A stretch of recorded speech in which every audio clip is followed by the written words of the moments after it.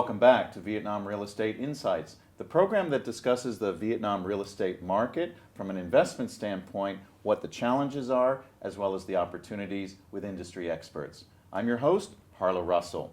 Today's topic is about service departments and the investment market in terms of the hospitality side of the real estate market.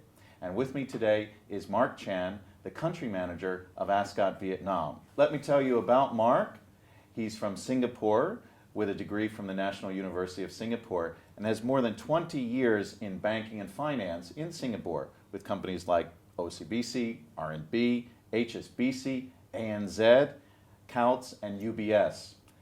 He's got 6 years in the real estate and hospitality field with Ascott in Asia, including in Singapore, Thailand, and 2.5 years ago moved to Vietnam to take over the operation here. Mark, welcome to the program. Thanks for your time today. Thank you, Harlow. Yeah. Great. So for our viewers, Ascott is a worldwide brand, of course, but can you tell our viewers, they may not be familiar with what Ascott does in Vietnam. Can you tell us a little bit about the operation here? Sure. Perhaps maybe I can just start off with talking a little bit about Ascott as a whole. Okay. Well, Ascott is the largest service residence operator owner in the world. Wow, in the world. So In the you world, are number one. Yes. We have to date, since we started about 30 over years ago, launching the very first international class service residence in Singapore, become now a number one service residence operator owner with a total of about 43,000 to 44,000 service apartment units globally. Wow. Across 27 countries, 95 cities, stretching from Asia Pacific, India, GCC, Europe, and very recently in the North America. With the acquisition of a 411 unit property in New York Times Square. Really? Under the Ascott Real Estate Investment Trust. Wow, so you're in New York City, you're in the Big Apple now. Yes, yeah, it has been a while before we been there. So we managed to do it on our 30th year. Wow, congratulations. Yes. Well, for Ascott Vietnam, we have been around for 21 years. Ever since we planted the first flag here in 1994, with the launch of Somerset West Lake in Hanoi, we have not ever since then we have not looked back. We have grown to date a total of 17 properties, spanning across the six cities and provinces of Ho Chi Minh, Hanoi, yes, Da Nang, Hai Phong, Nha Trang, and Binh Duong province. Ah, okay. Right, and in terms of the number of units of apartments, we have a total of close to 3,000. 3,000 units in Vietnam. Yes, in Vietnam. Operationally, slightly more than 1,000. Wow. Yes. Well, that's quite a footprint. Yes. And well, tell us, in terms of the Ascott's business in Vietnam, how was last year? What was 2015, and how do you see 2016 for your business? Well, I would say 2015 has been a remarkable year of growth for Ascott. In 2015 alone, we managed to sign a total of 4 management contracts, not including the one that we have signed in 2014. So these are new. These are all new contracts, and that actually represent a 50% growth, almost a 50% growth in our portfolio size.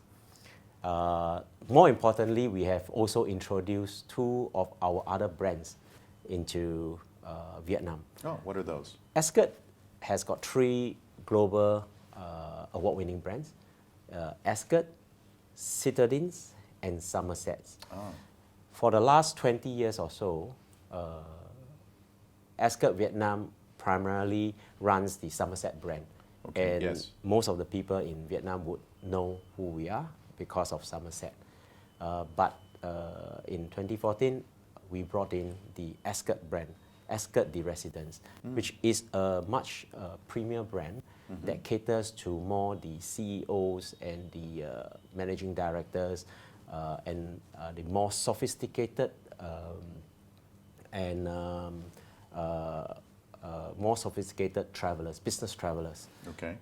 And they are usually situated in key cities and key CBD areas of the cities. Okay. So the Ascott waterfront, which will make its debut somewhere mid this year, is situated in District 1 of Ho Chi Minh City along the Thong Duc Thang. The main business The district main of business Ho Chi district. Minh. Right. And we have also brought in Citadines, which is Citadines Apart Hotel. And this year, end of this year, we will probably have our very first Citadines opening in Nha Trang, Ah, really? which is a 280 units property along the Chang Fu Road, which is just fronting the ocean. Nha Trang is a resort for those of our viewers that may not be aware of it. Right. So we have the three main cities, Hanoi, Ho Chi Minh, and Da Nang. Right. But Nha Trang is a resort area, Right. very, very popular in Vietnam for both Vietnamese and expats and Yes. foreigners as well. Yes, yes, definitely. Yeah, Nha Trang is a resort, but it is also an area of growth. It also is in tandem with the growth prospect of Vietnam as a whole. Well, tell us about what you expect in 2016. You said 2015 was remarkable. That's quite a word, and 50% growth. So do you see this continuing into 2016 and 2017 for your business and for your investors? Yes, I believe the prospect for service resident business in 2016 will be good. I would say that there are several factors to it. Okay. We are seeing a steady stream of foreign direct investment into Vietnam, and Vietnam over the recent years has become a popular destination for this foreign investment. Yes. Case in point, 2015, we saw an injection of about close to $23 billion worth of foreign direct investment, with a disbursement of roughly about 14.5 billion. And that translates to about 12 to 13% growth year on year for FDI injections, and disbursement almost 17.5%. And coupled with the fact that with their landmark TPP deal, which is Yes. the Trans-Pacific Partnership deal, Yes. that will come into force very soon, and also the upcoming AEC, which is the ASEAN Economic Community initiative, I think the prospect is certainly very good in 2016. Vietnam has seen some lean years. Yes, it has. Yes, it has. And the service resident business has performed as an asset class generally well in such a scenario. Well, let's talk about that. So for our viewers who are investors, give us sort of the basics of what is the difference between investing and buying a serviced apartment, perhaps under the Ascott brand, with buying a new apartment from a developer. How does it generally work, and why would you buy a serviced apartment versus a normal condo or apartment? What's the strategy behind investors who want to buy serviced apartments? Well, I would say that first I have to make a distinction. Okay. Service apartment is a asset class as a whole. Okay. When you mention about buying an apartment, that really is an investment on an individual basis. Yes. But I would like to give the distinction between what is a service apartment versus what is an apartment and what is a hotel. Okay. Because most Great. people may not know, and their perception of a service apartment is really like an apartment or condominium. But service apartment really combines the benefit of both. It provides the privacy of an apartment. Yes. That ones get if you buy your own condominium or apartment. The space, which includes living area, dining area, a separate kitchenette, Yes. which hotels generally do not have. Yes. And the size, therefore giving you what we call the freedom of space. Okay. On top of it, it also combines the flexibility of what we say the hotel services, which comes with housekeeping, Yes. which comes with room service, and which comes with concierge services. What we have done for service apartment business, taking it a step forward, is to provide the customized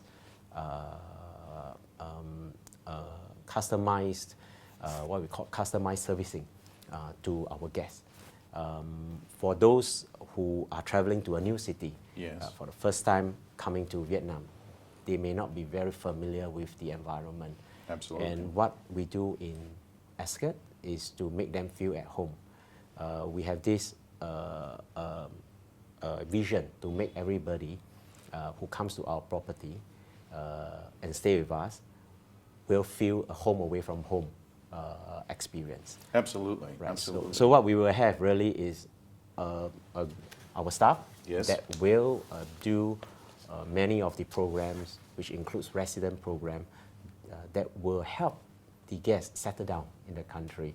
City tours, cultural events, Sure, you're community providing- meetings. You're providing that blanket of services Yes. around guests. Yeah. From the investment standpoint, Right. How does that work? If there was a viewer that was interested, I'm looking at Vietnam, I've heard all the good things about Vietnam, I want to put some money into the market here. How does it actually work to buy for investment a service department or even a hotel unit? Can you Right. help clarify that for me? Sure.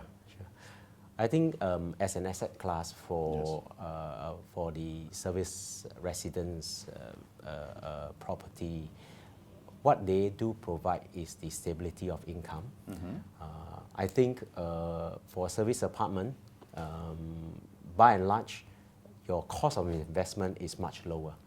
Because effectively your efficiency of the building is much higher than a hotel, where we do not have many of the hotel facilities like function rooms, big meeting rooms, big restaurants. But what we have are facilities that will cater to the need of a long-staying guest. Yes. A mini mart, maybe a small little restaurant, and some playground for the children. So your cost of investment is relatively much less. At the same time, because of this, your cost of staff is also much less.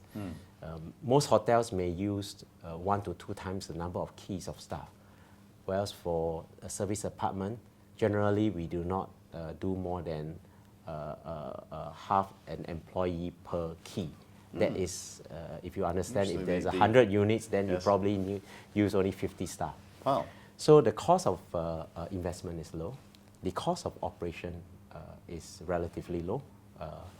And because of that, then it do give the investor who decides to invest into a service apartment property much higher margin of return, right? So in that sense, as an asset class, it gives comfort to the investor.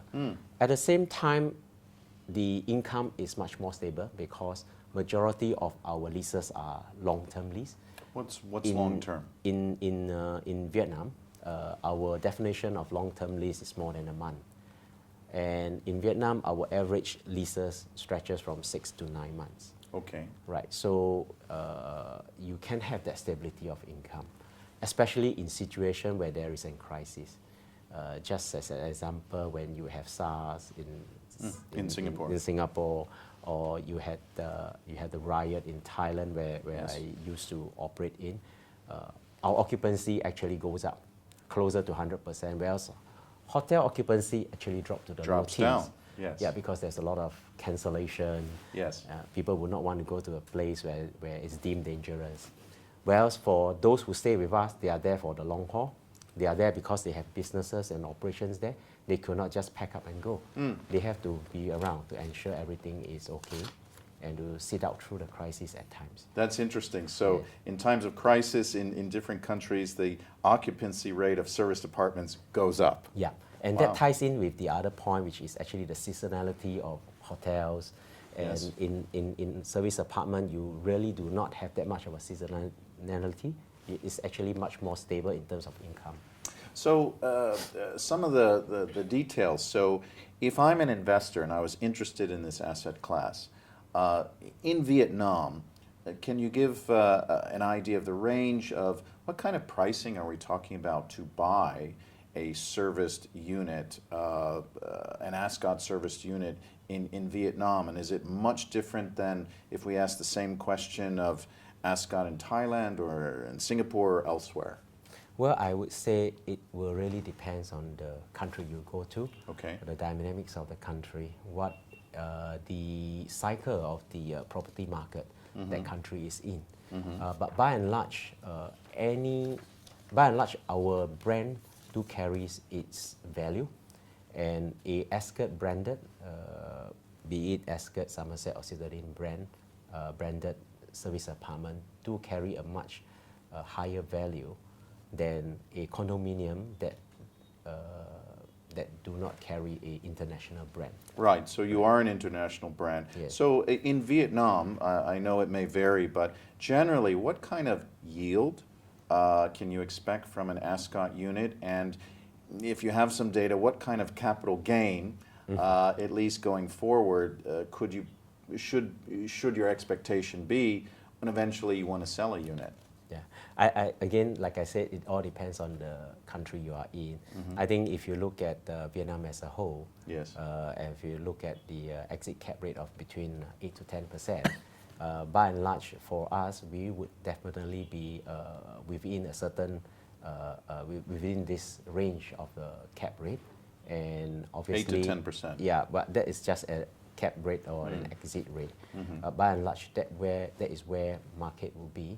Of course, with our brand, there are many times that we will be able to command a premium over such normal market cap rates. So that's something that if it's important, particularly the stability, Yeah.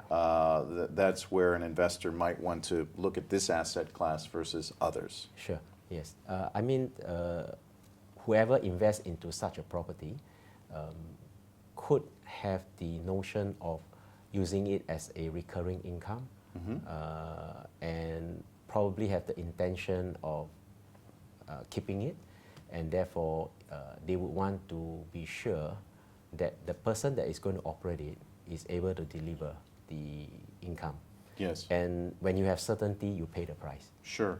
Can you give an idea of if you're an investor and you own an Ascott unit, typically the percentage or what kind, how do you work management fee? There's usually, obviously, there's a fee that the investor is paying Ascott to manage. Is that a generally a fixed number, or does that vary as well? Well, it's fixed and variable, really. Okay. I think it all really depends on the location of the property, how this property is positioned in the market, and the collaboration with the owner.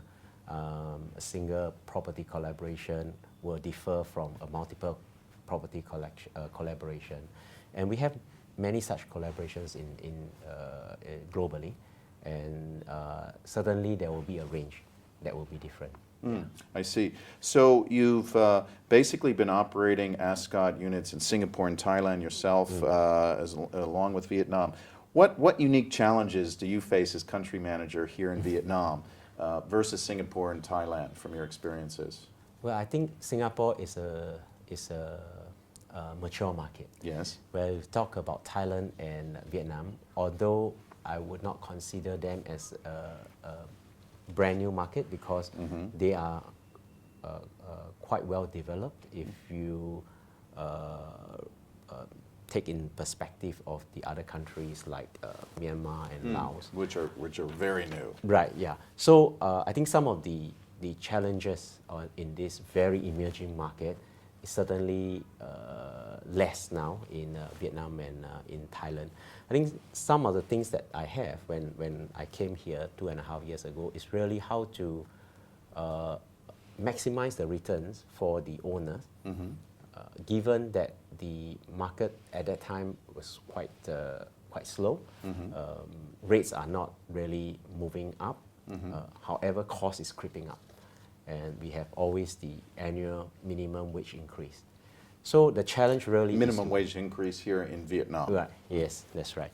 So the challenge is really how to ensure that we are able to maintain the profit margin for the owner.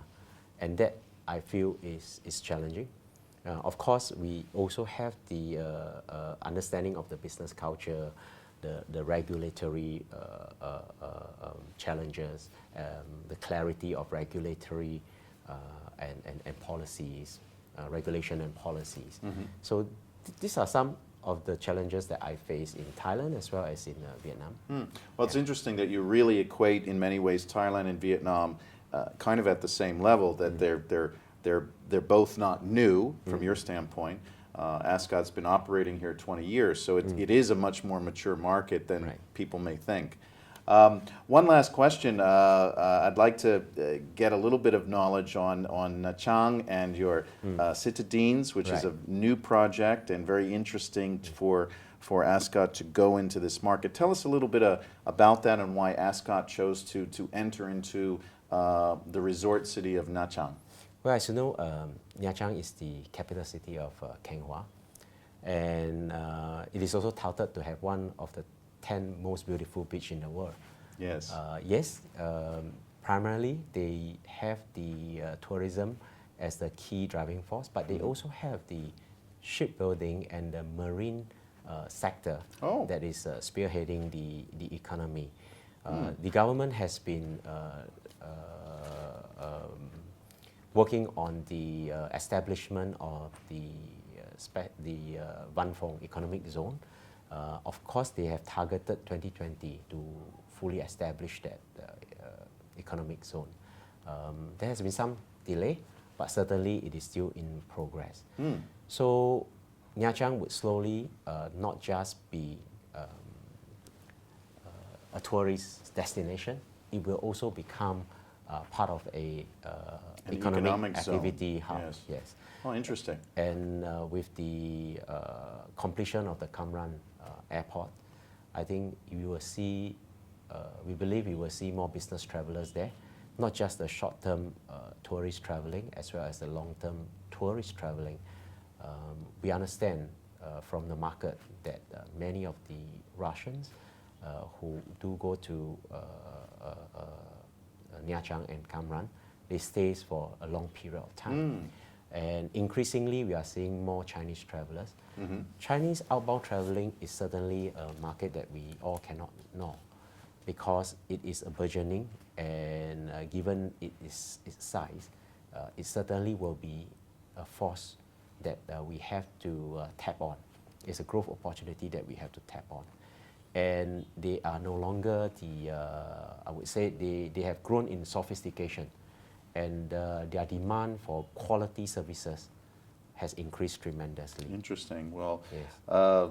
Mark, that's very interesting and gives the investor perhaps another opportunity of a resort area, rental yield, but also a burgeoning business city. That's very good. Well, thank you. That concludes our interview with Mark Chan, the country manager of Ascott Vietnam. Mark, thank you so much for your time and your expertise. Great to see you. Yes. And thank you for joining us to Vietnam Real Estate Insights.